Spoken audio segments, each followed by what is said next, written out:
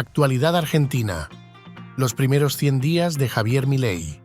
Javier Milei asumió la presidencia de la nación con un mandato claro por parte del electorado: cumplir sus promesas de campaña, en la que prometió que aplicaría una motosierra al Estado, cortando gastos por donde encontrará recursos desperdiciados, buscando el equilibrio fiscal como eje principal para controlar la inflación, dejar de emitir dinero y recomponer las reservas del Banco Central. El escenario del balotaje le presentó a los argentinos dos opciones claramente diferentes y la mayoría optó por cortar con el modelo anterior, al que Milei calificó de empobrecedor y que conducía a que Argentina se convierta en la villa miseria más grande del mundo. Al igual que en un vuelo que debe cruzar por una tormenta, el país está atravesando las turbulencias del cambio y muchos comienzan a replantearse, en el medio de los sacudones, la situación de apoyo y algunos hasta cuestionan el rumbo del gobierno. En los debates cotidianos de la población está presente la consulta de ¿quién es la casta? ¿Por qué me llega el ajuste si yo no soy casta? ¿O es que al final la casta era la gente de a pie? Un buen piloto de tormentas da aviso previo a sus pasajeros de los problemas que van a atravesar, para que estén preparados y sea más fácil superar las contingencias hasta normalizar el vuelo. Argentina está en el medio de las nubes negras, pero rumbo a su destino definido. La memoria colectiva suele ser frágil cuando se afecta al bolsillo de la gente, así que conviene tener bien presente la situación previa. Era mediados del 2023, año electoral, y el entonces ministro de Economía usaba todos los recursos del Estado para mostrar hasta dónde podía, que su gobierno y su plan eran tan buenos que lo debían elegir como presidente del próximo periodo presidencial. Y a pesar de ello, tuvo picos de inflación, desabastecimiento de combustible, sueldos devaluados, inflación descontrolada, Banco Central sin reservas, el dólar que se volvía inalcanzable, no había acceso al crédito, se debieron prorrogar los pagos comprometidos con el FMI, el riesgo país seguía creciendo, los bonos de empresas argentinas estaban en baja, buscaban fondos en Qatar y en China para pagar servicios de deuda y reinaba una sensación generalizada de que si no estuviesen en campaña, todo sería mucho peor. Argentina estaba al borde de la cornisa, aislada del mundo comercial en relación con países de dudosa calidad democrática, y el plan que le proponían era más de lo mismo. Patear los problemas para adelante, refinanciar, emitir, controlar precios, restringir importaciones, regular el tipo de cambio en categorías, reemplazar unos impuestos por otros y, en definitiva, seguir improvisando en el día a día. ¿Qué podría salir mal? Antes de revisar lo hecho y lo pendiente en estos 100 días del gobierno de Javier Milei, vale la pena preguntarse: ¿alguien tiene dudas que hay que hacer los cambios? ¿Alguien tiene duda de cuáles son los cambios? ¿Alguien tiene dudas que hay que hacerlo urgente? Milei arrancó sin perder tiempo, mandó un decreto de necesidad y urgencia, justamente con lo necesario y lo urgente, y también una extensa ley de bases para que se trate en el Congreso y le permita cambiar la matriz productiva en un consenso con las demás fuerzas políticas, ya que su joven partido tiene muy reducida representación en las cámaras. Entretanto, se concentró en los ajustes macroeconómicos más urgentes. Control de las LELIQs. Ya no se habla del tema y era considerada una bomba de tiempo. Dólares en el Banco Central se compraron 8.595 millones de dólares. Inflación contenida y en baja gradual por la emisión acumulada. Emisión monetaria. Se cortó la emisión y con respaldo de dólares de reserva en el BCRA, el peso se valorizó frente al dólar. Corrección de precios relativos con corte de subsidios y fuerte impacto en la economía. Argentina tenía fuertes desajustes en su economía y así como una persona con sobrepeso no lo puede solucionar con un ayuno de 2 días, Argentina no puede enderezar su rumbo en 100 días. ¿Quién pudiera? Si bien las primeras medidas de shock generan resultados más rápidos, Las siguientes medidas llevarán más tiempo porque implican modificaciones estructurales que ya no dependen de la macroeconomía, sino de la estructura productiva que está en manos de la aprobación política.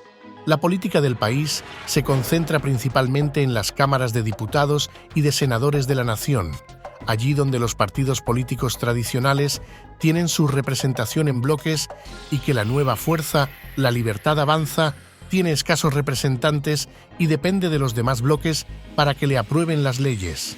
En medio del debate en ambas cámaras, quedó en evidencia que gran parte de la clase política no está dispuesta a acompañar al presidente en las transformaciones necesarias, ya que implican la pérdida de ciertos privilegios que estaban ocultos en asignaciones presupuestarias millonarias que se distribuían bajo la forma de fideicomisos y fondos fiduciarios que no tenían rendición de gastos. La denominada casta, de la que hablaba el presidente, estaba identificada y se está defendiendo. En ninguna de las cámaras le aprobaron la ley de bases, por lo que no le dejan otra opción al presidente, que tiene el compromiso de enderezar la economía, que comenzar a ahogar financieramente a todo el que se resista al proceso de cambio. La jugada es audaz y compleja, pero enfrentar a la casta no será sencillo. Así como en una partida de ajedrez no se puede llegar a los reyes sin tener que comerse a los peones que manda para defenderse, lo mismo sucede con los gobernadores e intendentes que quieren que les envíen más presupuesto, pero no acompañan con los ajustes internos para achicar las sobredimensionadas estructuras de sus gobiernos en la que ocupan, en una tradición de décadas, a los militantes que los ayudaron a llegar al cargo. Será una pulseada económica que ganará el que aguante más. El presidente les dijo a los gobernadores, en la apertura de sesiones del Congreso, que los convocaba a una reunión refundacional en la ciudad mediterránea de Córdoba para el 25 de mayo, y al parecer llegarán casi sin fondos por los recortes de subsidios y de aportes discrecionales o de fondos fiduciarios que no están regulados por ley, y por eso la nación no se los transfirió hasta que tengan la rendición correspondiente. El camino definido por Javier Milei y su reducido equipo es ese: equilibrio fiscal, ahorro y compra de divisas, austeridad en las cuentas del Estado y seguir ajustando todo el fisco hasta que el costo productivo del Estado, que hoy está en 45%, llegue a tan solo el 25%. A ese objetivo fiscal llegaría de un modo u otro, así que pide colaboración, pero advierte que está listo para el conflicto. Esto nos deja de frente a dos escenarios posibles. El primero es el camino en el que estamos inmersos, el camino de la confrontación, el del conflicto. Ese no es el camino que elegimos y lo hemos demostrado haciendo el intento de enviar a este honorable casa un ambicioso proyecto de ley con la expectativa de que fuera acompañado. Ahora, si bien no elegimos el camino de la confrontación, tampoco le escapamos, porque sabemos desde el día que decidimos meternos en política que dar esta pelea no iba a ser fácil. Quiero decirles, sin embargo, que si eligen el camino de la confrontación, se encontrarán con un animal muy distinto al que están acostumbrados, porque a diferencia de algunos de los que están acá o de quienes nos miran desde su provincia, la política para nosotros no es un fin en sí mismo. No vivimos por la política, no vivimos de la política, no tenemos ambición de poder. Lejos de todo eso, lo único que tenemos es sed de cambio. Si algún argentino tiene dudas sobre el rumbo actual de su país, debería de preguntarse qué habría hecho el ex ministro de Economía y candidato a presidente Sergio Massa, y cómo estarían esos mismos indicadores con él.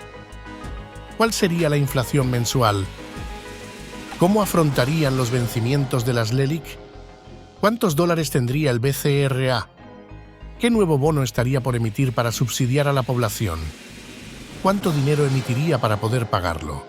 O si no les gusta este escenario, como se puede ver en algunos canales de televisión, que al quitarles la pauta oficial, se transformaron en críticos acérrimos de todo lo que haga el presidente. ¿Pero qué modelo de país proponen? No había opción. Entonces, los que están protestando no son la denominada oposición que siempre tiene un gobierno.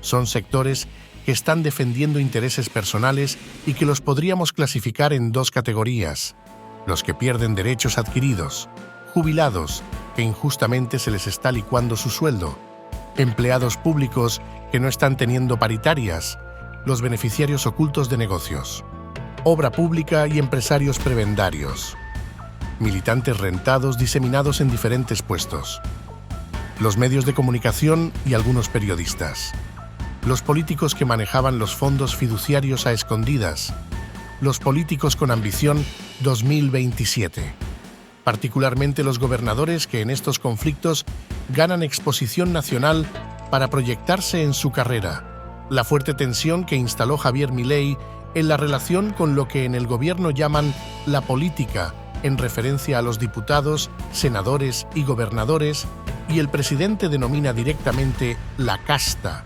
está obligando a que los legisladores revisen su posición frente a estas leyes que el gobierno considera la base de la reestructuración de la matriz productiva. Están comprendiendo que el presidente Milei no va a ceder en su postura de llegar al equilibrio fiscal primario, y si no acompañan en los cambios. Lo más probable es que en las elecciones de medio término para renovar escaños en las cámaras, los partidos tradicionales pierdan bancas en favor de La Libertad Avanza. O acompañan al cambio o pierden bancas en la próxima elección. Hoy, en la primera apertura de sesiones de nuestra administración, quiero convocar tanto a gobernadores como a expresidentes y líderes de los principales partidos políticos a que depongamos nuestros intereses personales y nos encontremos el próximo 25 de mayo en la provincia de Córdoba para la firma de un nuevo contrato social llamado Pacto de Mayo, un contrato social que establezca los 10 principios del nuevo orden económico argentino. De esta manera, espero que podamos dejar atrás las antinomias del pasado, abandonar las recetas del fracaso y volver, tal como hicieron nuestros padres fundadores hace más de 200 años, a abrazar de una vez y para siempre las ideas de la libertad. Ese Pacto de Mayo tendrá por fin establecer las 10 políticas de Estado que el país necesita para abandonar la senda del fracaso y comenzar a recorrer el camino de la prosperidad. Estas 10 ideas, que son las bases del progreso de cualquier nación, podrán sentar las condiciones del crecimiento argentino por los próximos 100 años, para que una vez más Argentina sea un faro de luz para Occidente. Toda la política está convocada a acompañarnos. No nos importa quiénes sean, de dónde vengan, ni qué de ideas hayan defendido. Esta es la oferta que nosotros ponemos sobre la mesa. Quedará en ustedes y en el resto de la dirigencia argentina saber aprovechar la oportunidad de cambiar la historia, o en lo contrario, pretender continuar por este camino de decadencia por el cual nos han traído. Ese día veremos quiénes están sentados en la mesa trabajando por los argentinos y quienes pretenden continuar por este camino de servidumbre. Quiero ser claro acerca de la naturaleza de esta convocatoria. Nuestras convicciones son inalterables. Este momento histórico no es para cualquiera, no es para dirigentes que especulan políticamente, no es para quienes piensan que gobernar es un concurso de popularidad, no es para los que quieren mantener sus privilegios a costa de un país quebrado, y no es para almas bellas para las cuales las formas o las comas en un texto pesan más que la voluntad de cambio. Es para hombres o mujeres de Estado, para patriotas, para aquellos que piensan en la historia, que están dispuestos a arriesgarlo todo en beneficio de la nación, porque arreglar este país requiere de enormes sacrificios. Javier Milei juega todas sus cartas y apuesta fuerte. Si bien la denominada casta le hace frente utilizando todo lo que tiene a su alcance, el apoyo popular de las cámaras empresariales, los sectores productivos, emprendedores, comerciantes y hasta una enorme parte de la población que está padeciendo el ajuste, pero entiende que no se puede regresar al desastre anterior y le brindan fuerzas para continuar con el proceso. Milei encendió la tan mentada motosierra y cortó presupuestos, ministerios, áreas, institutos, empleados y hasta sueldos en todo lo que pudo dentro de la enorme estructura del Estado. También encendió la licuadora y permitió que la inflación vaya disminuyendo el impacto de los gastos a cargo del Estado hasta llegar a valores que ayudan a la macroeconomía, pero destruyen la micro porque en el medio están los jubilados y su pérdida de valor adquisitivo, además de profundamente injusto con los que aportaron, tiene un fuerte impacto social que debería evitar. Según el esquema anunciado por Milei, la motosierra y la licuadora ya deberían estar finalizando su trabajo, y lo que falta lo tiene que hacer el mercado, para lo cual la política le tiene que dar los elementos propuestos en el DNU y la ley de bases, para que la economía arranque y saque a la Argentina de la retracción de consumo y, al aumentar la recaudación, le permita el equilibrio fiscal para iniciar la baja gradual de impuestos. ¿Acompañará la política este fuerte cambio estructural? ¿Entienden los partidos tradicionales argentinos que si no acompañan los cambios perderán bancas en las elecciones de medio término? ¿Se dan cuenta los gobernadores con ambiciones presidenciales que les conviene que Milei les deje un país arreglado? El balance de los 100 días de Milei es una buena oportunidad para que los argentinos se planteen horizontes de largo plazo. Los motores del desarrollo productivo deben venir desde lo más pequeño a lo más grande. Los municipios de todo el país deberían reducir sus estructuras buscando eficiencia y exigiendo lo mismo a los gobiernos provinciales. Las pymes podrán comenzar a apostar al crecimiento ahora que por primera vez el largo plazo se ve más claro que lo que se tuvo de horizonte en las últimas décadas. La pyme necesita que le desregulen el mercado para que pueda comenzar a expandirse y generar empleo. Los bancos de Argentina ya salieron de la espiral del Lelix con el gobierno y no les quedará otra que comenzar a ofrecer dinero a tasas competitivas y, en definitiva, trabajar de banco para motorizar la economía. Con las exposiciones internacionales que tuvo Javier Milei, lo expresado en la campaña electoral y su seguimiento estricto de la hoja de ruta que viene cumpliendo, cada vez es más sencillo saber hacia dónde va. Paciencia y confianza es lo que hace falta por estos días en Argentina. A los argentinos les pido solo una cosa: paciencia y confianza. Falta un tiempo para que podamos percibir el fruto del saneamiento económico y de las reformas que estamos implementando.